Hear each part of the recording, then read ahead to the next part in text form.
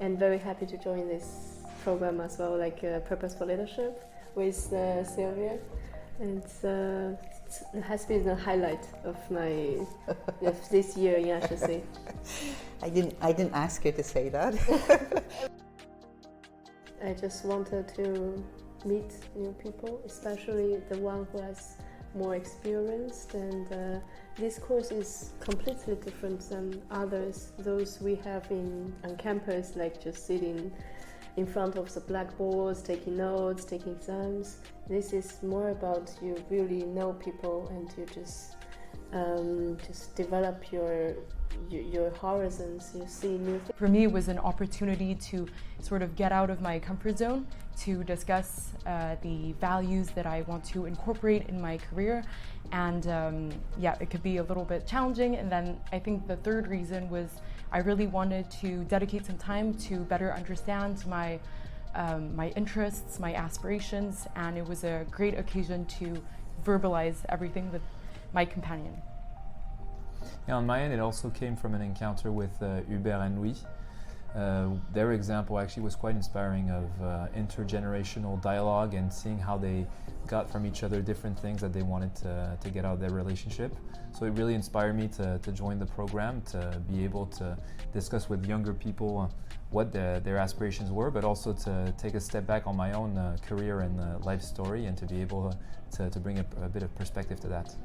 I'm at an age when you think about legacy, and to understand what your legacy means in business, you have to understand who's the new generation coming in and whether what you've done actually helps them and resonates with them. So I think that's why I'm doing this. I'd done some purpose-oriented courses prior to coming to HEC, and I was really hoping to have an additional experience to ask myself questions of what was my mission, what was my purpose, what am I here to do, what am I using my studies for. And so this class was a great opportunity to dive into these questions and prepare myself for the world ahead, and both professional and personal.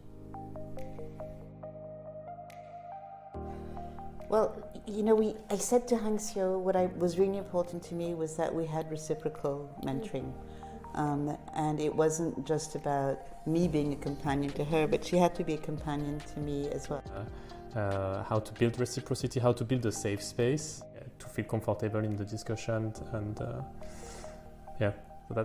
that's a thing we spent some time on, and I think it's important in this kind of setting. At the beginning of this experience, I was a little bit scared that it would be more of a mentorship program, just because I didn't feel, I guess, legitimate enough to give my advice to somebody who has more professional experience than me. But on the other hand, I think that asking Stanislas a lot of questions about how he made his decisions in life and with regards to his career, I think it was also a little bit of food for thought for him. So I think in that sense, there was a reciprocity.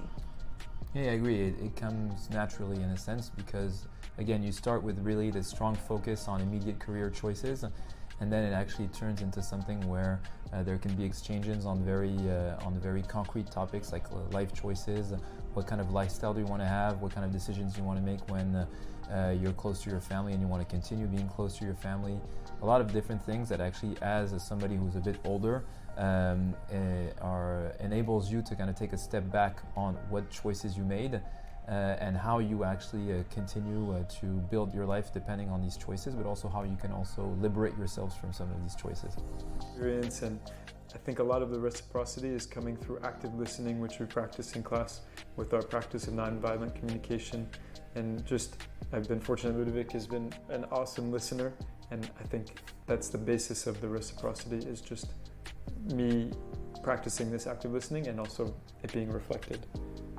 So that's also the questions like I'm also asking myself during the whole journey, but I don't think I need to answer this question. You can bear this question in mind and also just like this program, in search, in the pursuit for purpose, but you don't actually need to have one.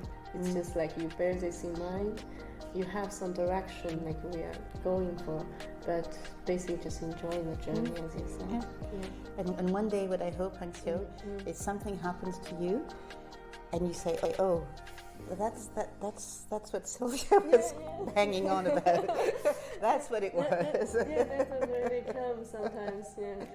Accepting also to share about vulnerabilities and that's something I think that's where, at least for me, the challenge is. So if a student has those kind of questions and what are they doing in their career path and their personal life, for sure, I think I feel super lucky. I didn't know about it before coming to HEC, and I feel super fortunate to have been able to take this course and go through Companionship.